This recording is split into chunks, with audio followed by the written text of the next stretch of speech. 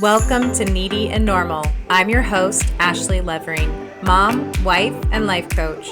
After hours of coaching and learning from my own life, one thing is clear: meeting your needs is essential for a better life. Here, we'll talk about your needs and not only learn to accept them, but tend to them without guilt. Let's get needy. Welcome back to Needy and Normal.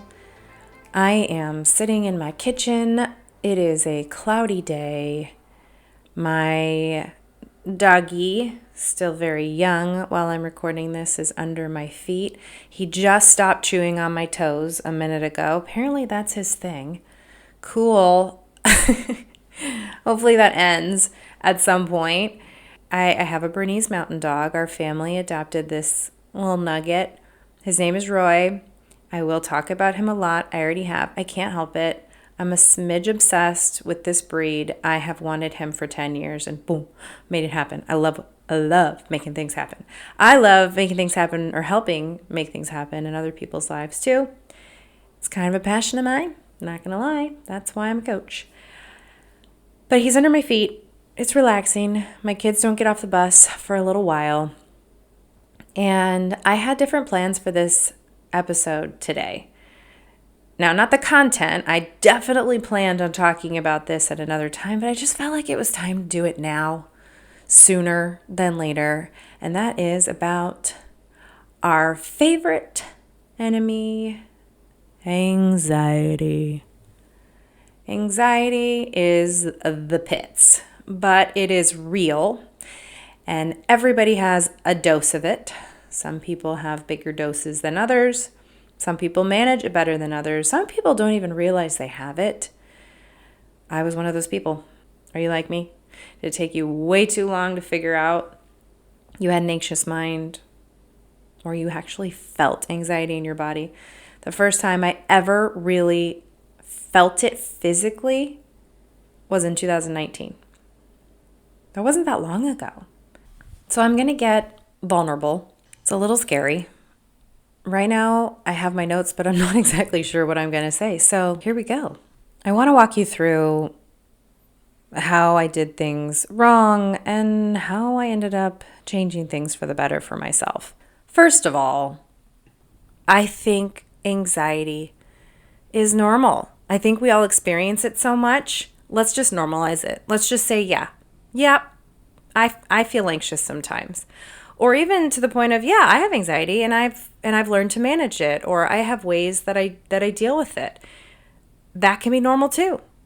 Why not? We live in a world where there's a lot of pressures and there's a lot of influences, and I'm a huge fan of self-advocating and showing up for yourself in a way that is meant for you, that's right for you, that aligns with you, because all the noise, all the opinions, all these things out there could steer you in some way. But I think the best way to learn about yourself is to listen to you.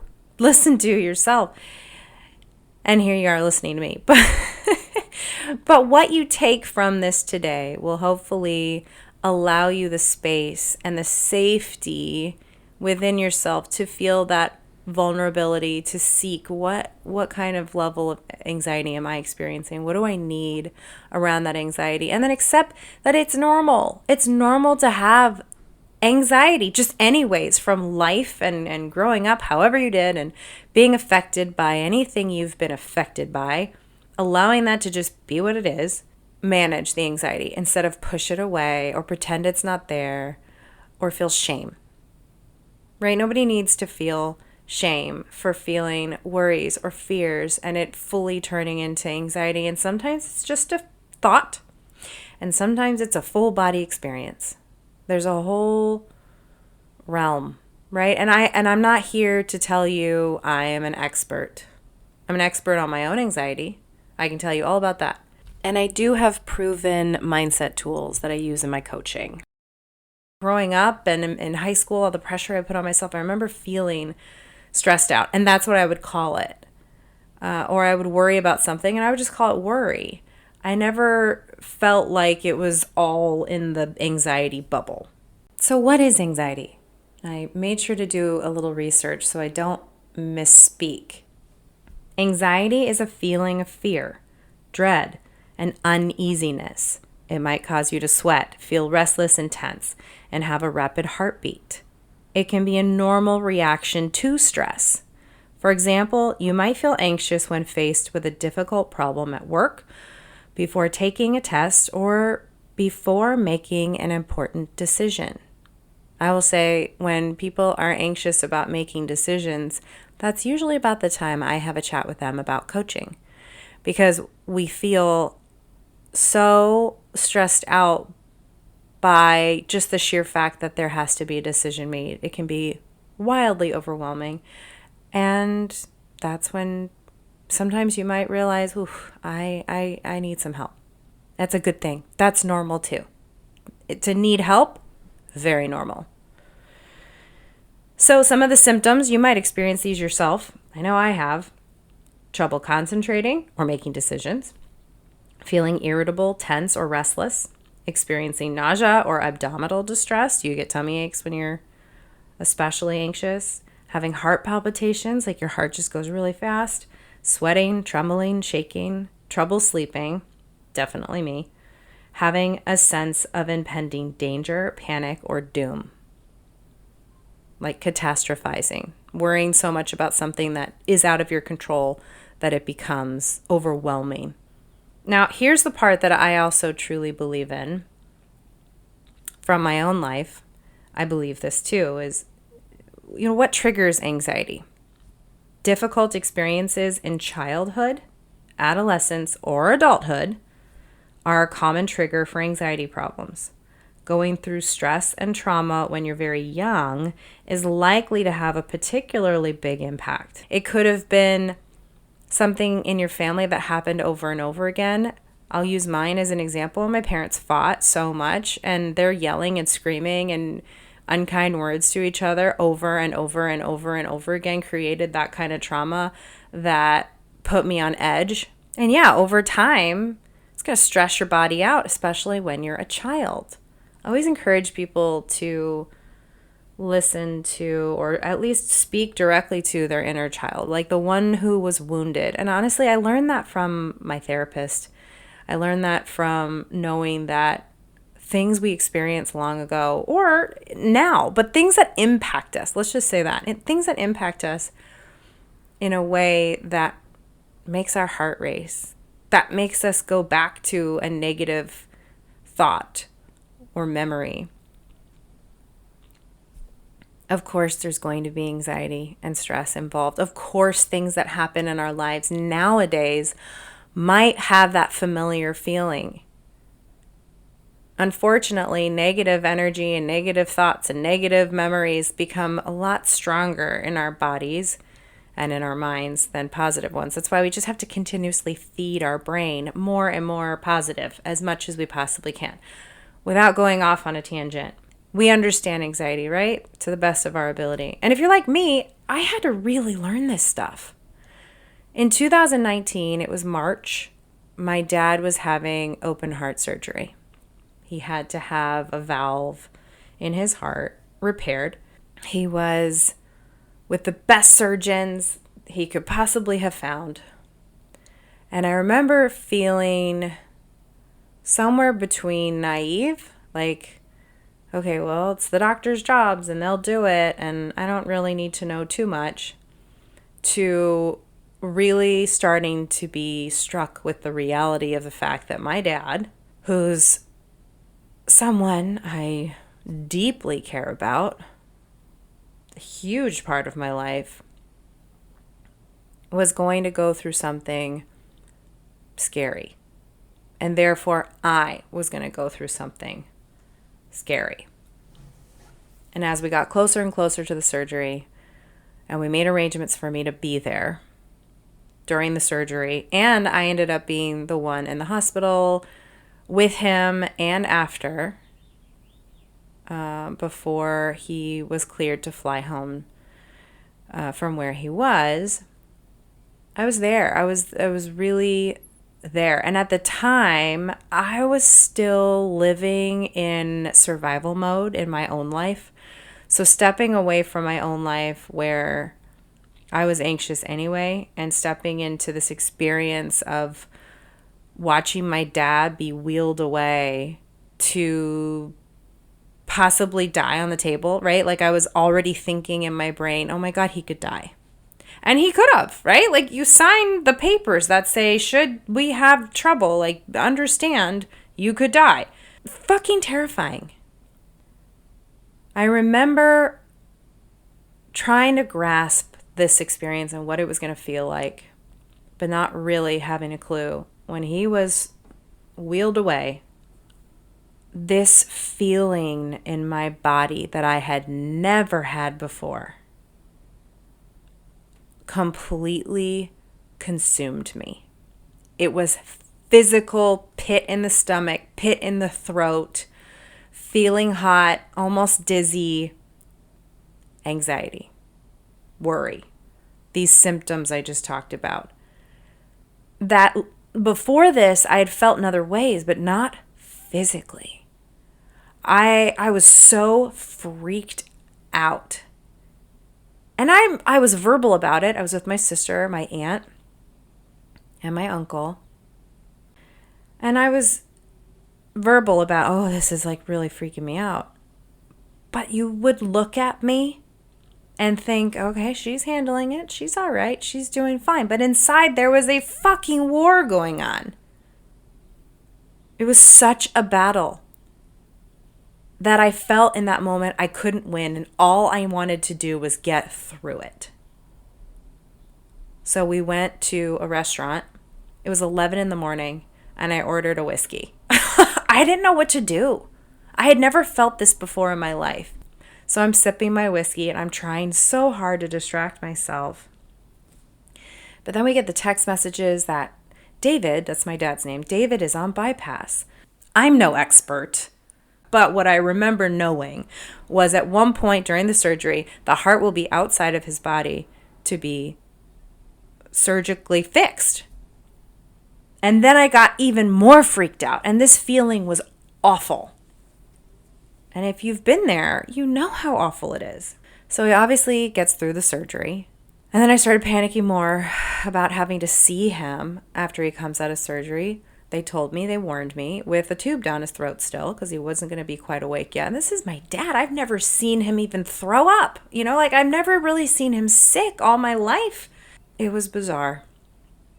And thank God he has a sense of humor, because he comes out with this tube in his throat. He was half awake, half not, and he was being goofy and scribbling words to the nurse like, when can I get out of here?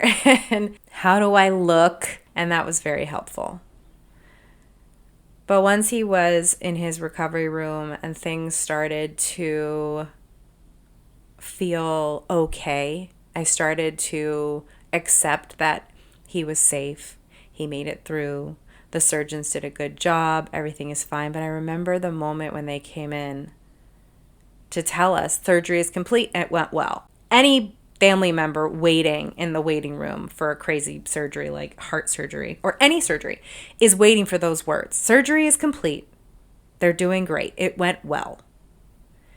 I remember completely breaking down.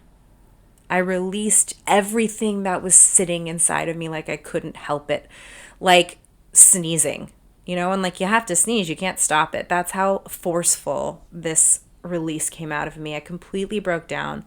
I'm getting emotional just thinking about it, but I was sobbing. I just collapsed into my aunt's arms.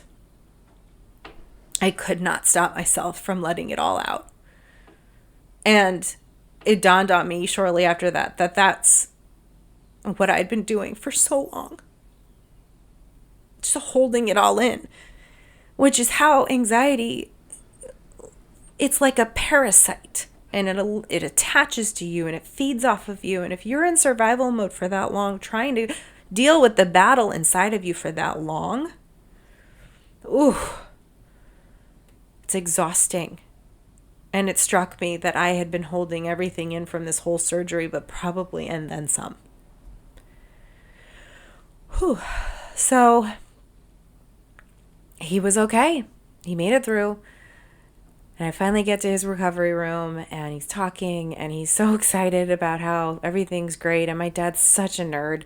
And he was so impressed with his nursing staff and his surgical staff. And he was just so happy that he had these incredibly smart minds there with him. And I shortly started to breathe again. That feeling, that physical tightness in my throat and my stomach almost fully left my body, but not really. It's almost like it just kind of lingered. I started to pay more attention to it, right? Like I'd never noticed if I had that kind of feeling before. I don't think I had. I think that was the first time it had showed up. And it was the first time that I had that kind of release of the battle inside of me. And one might say that this anxiety I was experiencing during my dad's surgery was fear, and completely rational fear, because this is my dad who is under the knife and you don't have any control. But also that is anxiety, when you're scared of something and you have no control. I named it.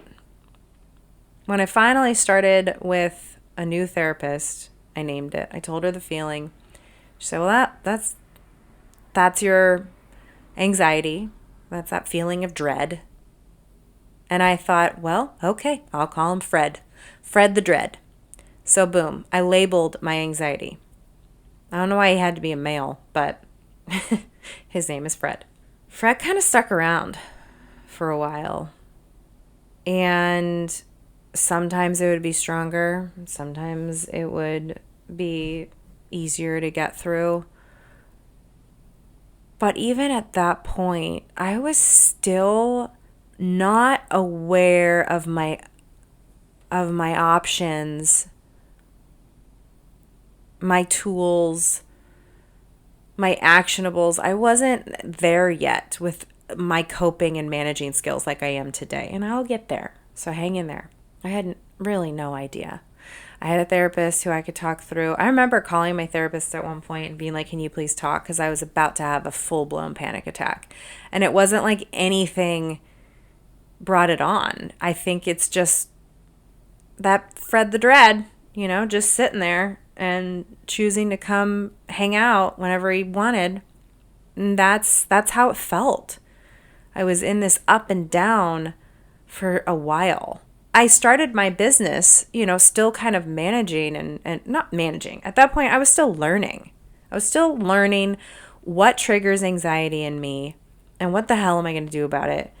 It was not something I couldn't push through because the life we live is, I have to rely on me, myself, and I so much. So one thing they always say with anxiety is if you want to nip it in the bud, you put action to it, right? Do something physical, something distracting. So parenting would be very distracting, right? I would really focus on the kids and, feeding them and cleaning the house or do whatever. So, but again, that was survival mode. So here I am battling this new level of anxiety and staying distracted through parenting. So it just kind of hung out.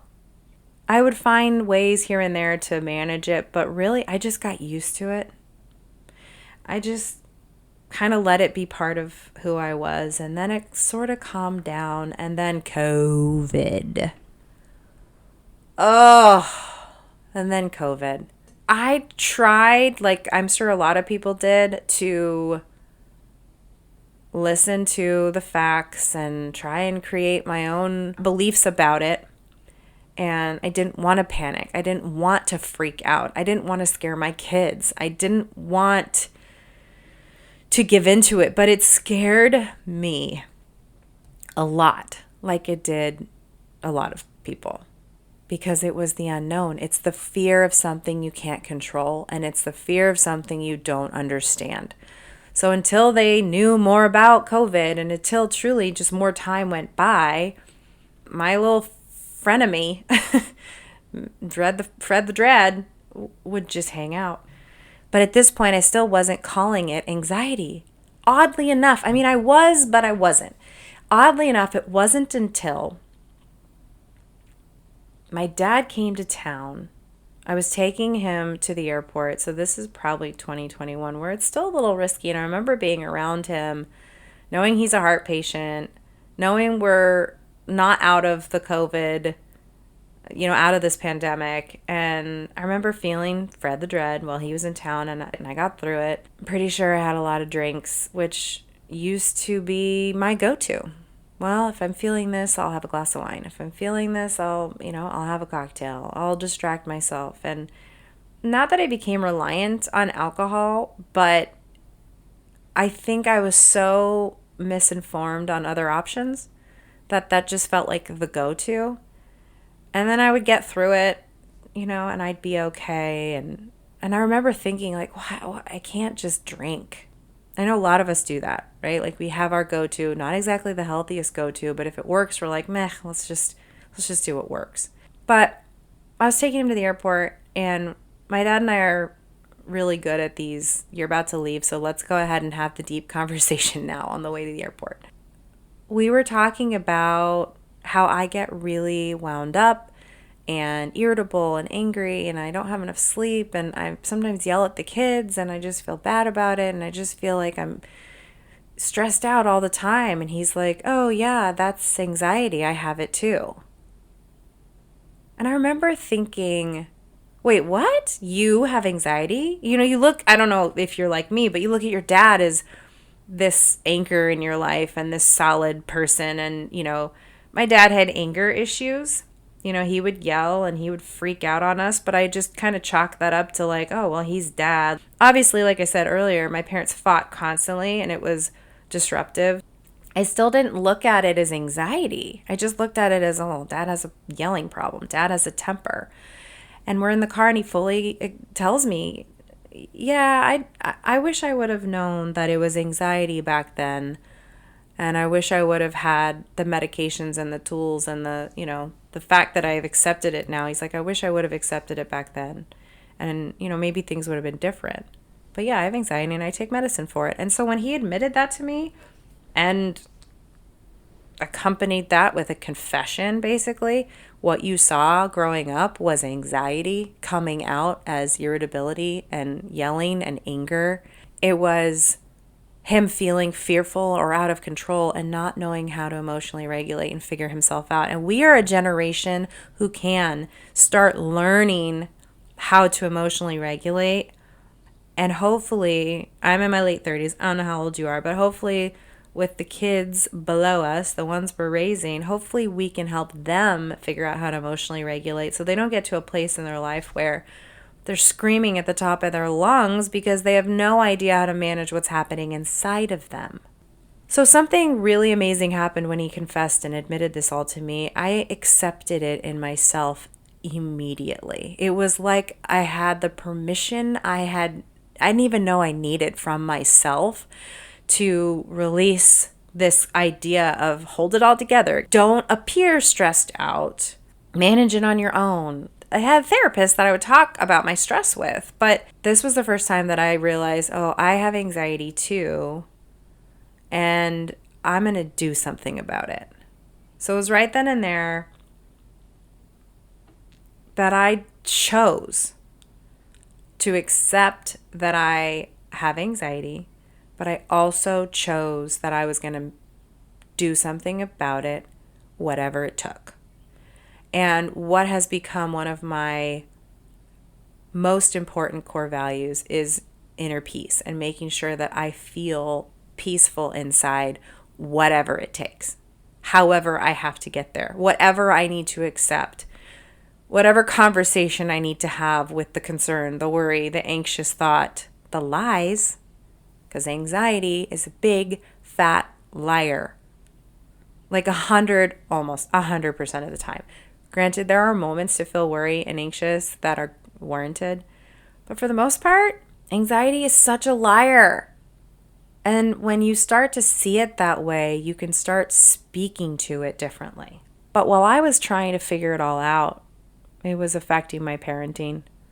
I was doubting myself as a mom all the time. I was having such trouble managing and regulating my emotions, and therefore it was hard for them to learn. How are they supposed to learn from me if I can't do it myself? And so I was on a mission. I wanted to better communicate with my husband. I didn't want him to continuously see me be irritable and upset or yelling. I wanted him to know what was happening underneath. Not so much to help me, but at least to accept I'm going through something and I'm working on it. So we were more open and more connected that way. But it was hard. I was getting really upset when he was gone for work. And it wasn't until I accepted the fact that he was just going to work. Like, I don't know why I was taking it personally, like he was leaving me and I was all by myself and I had to do everything, and everything just got so big and catastrophic. And I would get so anxious every time he left town because I had this self-doubt. I had this concern that my anxiety would just ooze everywhere. So even though I was on a mission to accept my anxiety and learn to manage it, it was going to take time. And it didn't take away from my coaching abilities. It didn't take away from how I was able to help other people. And that was something I started to really worry about. I mean, even sharing with you today about my experience with anxiety, I had this worry that, this anxious thought, that if I was vulnerable about my own anxiety, would it make people trust me less or trust me more? Would I lose my credibility as a coach? Would anyone listen to me? Like, these are things I really toyed with. And then I learned from my own therapist at the time, this was a different therapist than I have now, that she had anxiety. I remember one session I was really struggling with anxiety. And this is before I had this airport conversation with my dad, but she admitted to me that she had anxiety. And I remember thinking, oh my gosh, I feel so much better that even a therapist, a trained counselor with a medical degree has anxiety. And what gave me hope, not only did I feel connected, like, whoa, like, okay, that makes me feel better. I'm not alone here. You know, anyone and everyone could have anxiety. But what was so amazing was that she said, even though I have anxiety, I manage it. And you can too. And so therefore, you know, it kind of that concept lent itself to my idea that everybody has anxiety of some level. Some people are just better at managing it than others, either naturally or because they've learned it or they've witnessed it, right? And maybe they've had a really good example of someone who can handle their stress and handle their anxiety, which I'm really hopeful for with my own kids. And then other people have never even identified that they have anxiety. If you go to the other side of the spectrum, or you just have no idea where to even start.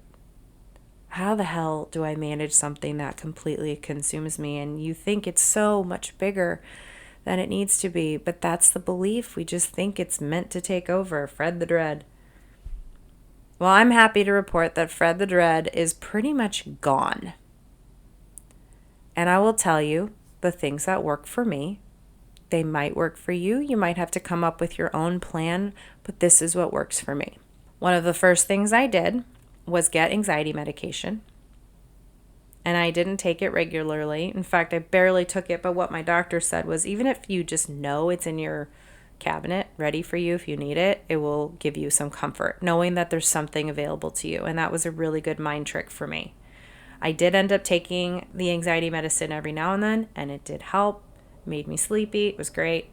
And when I took it, I couldn't drink, so it was a really good alternative, more controlled alternative to, having a glass of wine. That was one of the first things I did. And like you've learned, if you've listened to other episodes, I needed sleep because when I have less sleep in my system, I tend to be more stressed out or more anxious, like most people, right? Because we all really, truly need sleep. The other thing I did, full confession, I asked my sister, who's in California, to find a way to ship me some THC gummies that I could figure out the dose for myself just to, get through the day.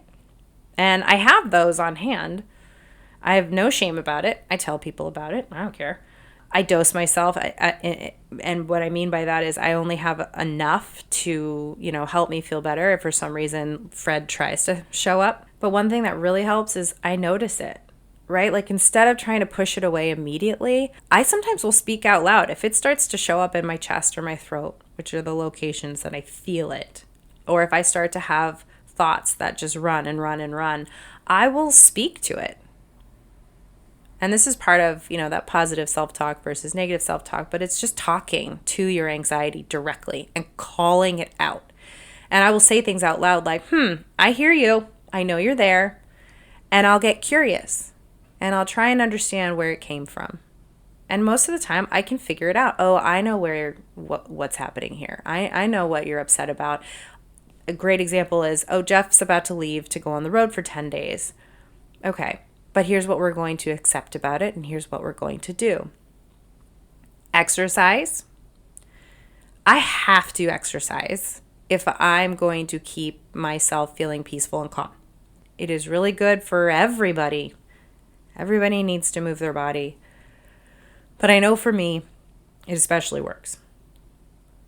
I also know that how I take in information helps. How I process a thought. If something could be wildly disappointing, I'll visit with that thought and think, does it need to be disappointing or can I accept it? One thing I say to clients that I use for myself too is change your circumstance or change your mindset. So if something's happening that you're not okay with, that you're about to get anxious about, it's take action on your mind or take action physically. Like, what are you going to do? Like talking. And for me, not only was talking a scary option for a long time, I mean outside of therapy, talking about my feelings would have a filter for a long time where I wouldn't just out with what is really upsetting me or really causing me to feel anxious. I would keep things kind of on the surface. I think I mentioned, like, being vulnerable is not easy. I've just been better at listening and being there for other people. So I'm working on it. But I've started to practice talking more to people I feel safe with, that I trust, that I feel will say things back to me that I need to hear, that will click for me. It doesn't always feel safe to tell someone how I'm feeling when I know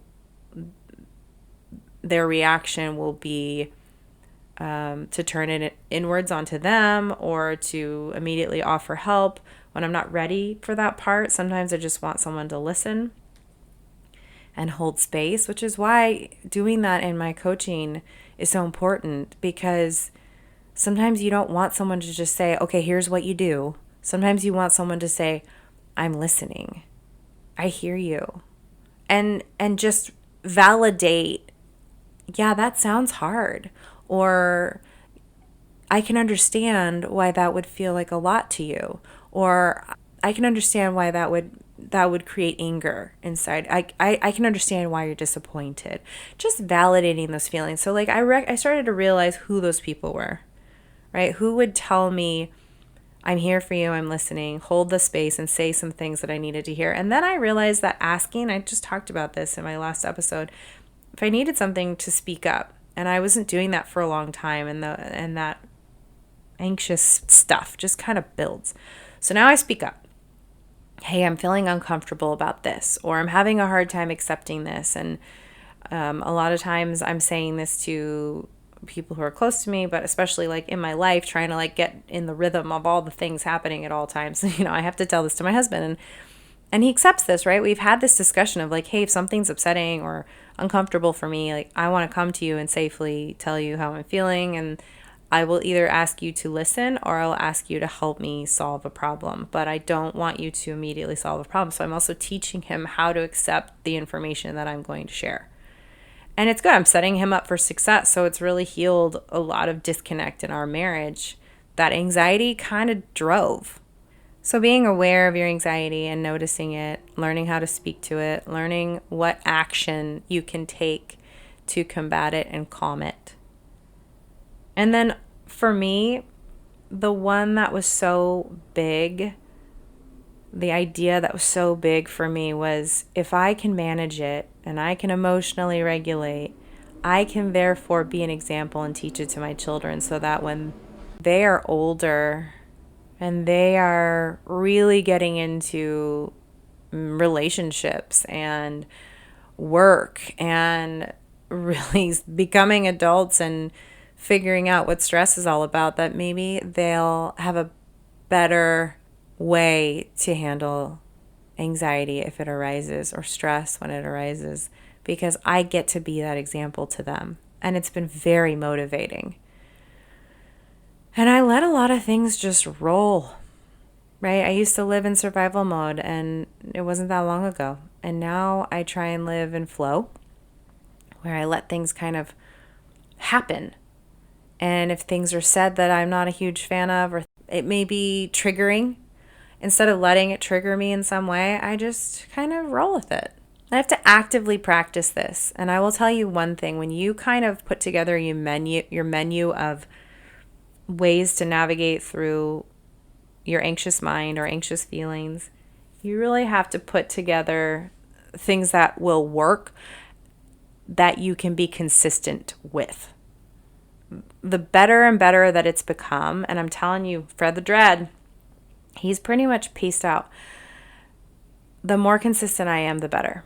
I make sure that I take breaks if I'm feeling overwhelmed. I make sure that I say no when my whole body is saying, please, please, please say no.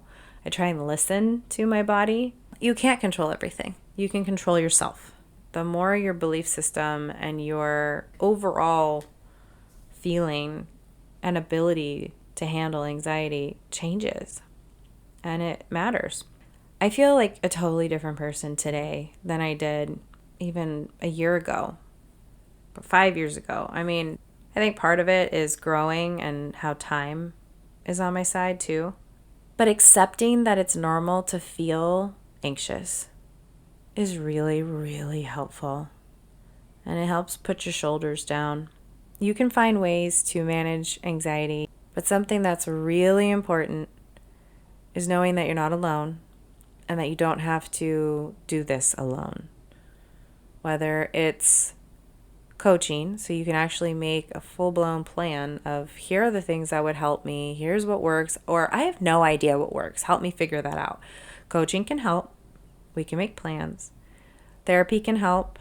You can really dive into where it comes from and come up with coping mechanisms for sure through therapy as well. And just hearing yourself talk about it in a safe space, which is also something you can do in coaching. Something I say is, even though we're very much about forward as coaches, let's move forward, let's think forward, and let's make action plans, and let's do something. There's always space for feelings and venting and talking through it and hearing yourself just talk about it out loud. Sometimes we live so much in our heads. If we just let it out, we can have the biggest release and relief. So yeah, anxiety sucks. I'm not going to sugarcoat that. But it's normal. And what also is normal is, and available to you, is ways to manage and ways for it to feel better. And so if you're still on your, I'm so anxious and wound up all the time, I don't know what the hell to do. If you're still in that place, let me just say, it can get better. And if you can't see it right now, believe that there's a way to get through it, to manage it. I promise. This one was a little scary for me to share. So thank you for listening. And I'd really love to hear from you. I'd really love to hear if there was any part of today's episode that really resonated, that really spoke to you. If this episode might help someone, please share it with them. It's tough. It's stormy out there in the world of life, but you're going to be okay. And this will not be the only episode we do on anxiety. More and more I'm learning how much it needs to be talked about. So we'll keep doing that. And for a more complete list of the tools that work for me, check the show notes. Perhaps it's time for you to take a look at your list of things that may or may not be working for you. That is definitely something we can do together. And remember, Your needs matter because you matter. Thank you for listening to Needy and Normal. If you liked this episode, perhaps it gave you an aha moment, please share it. I will also be so grateful if you leave me a review and click that subscribe button so you won't miss an episode. For information about coaching together, visit ablifecoaching.com. Until next week, be kind to yourself.